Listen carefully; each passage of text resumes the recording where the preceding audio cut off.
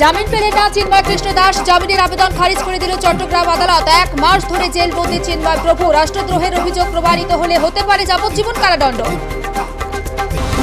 চিন্ময় প্রভু জামিন নিশ্চিত করতে শুনানিতে অংশ নেন 11 জন আইনজীবী। 11 জন আইনজীবীর সব চেষ্টায় বৃথা। অশান্তির ভয়ে আদালতে হাজির করা হয়নি চিন্ময় প্রভুকে। ভার্চুয়াল উপস্থিত ছিলেন চিন্ময় কৃষ্ণ। চট্টগ্রাম আদালতে শুনানি চলাকালীন ভারত বিরোধী স্লোগান, জামাতি আইনজীবীদের ভিড় আদালত চত্বরে। সমাজ মাধ্যমে ভাইরাল সেই ভিডিও।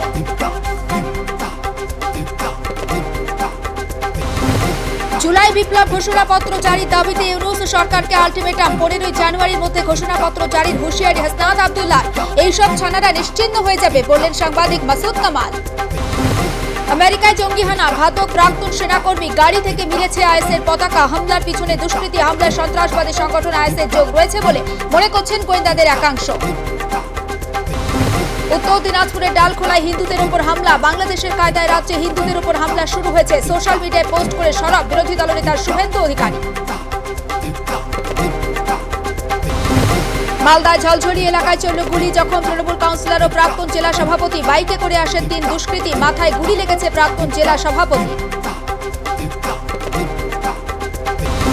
অভিষেকের হাত ধরে ডায়মন্ড হারবারে শুরু সেবাশ্রম। বিনামূল্যে স্বাস্থ্য শিবিরের উদ্বোধন সাংসদের। 75 দিন ধরে চলবে মেডিকেল ক্যাম্প বললেন অভিষেক। আমরা 365 দিন কাজ করি, ভোটের কথা মাথায় রেখে কাজ করি না। ডায়মন্ড হারবারে বিনামূল্যে স্বাস্থ্য শিবিরের উদ্বোধনে গিয়ে বিরোধীদের বিঁধলেন অভিষেক বন্দ্যোপাধ্যায়।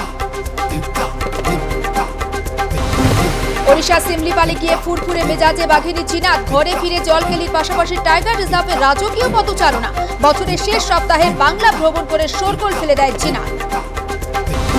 সন্তোষ ট্রফি চ্যাম্পিয়ন হয়ে ঘরে ফিরলেন বাংলার ফুটবলাররা। কলকাতা বিমানবন্দরে রাজকীয় সংবর্ধনা সঞ্জয় সেনের ছেলেদের।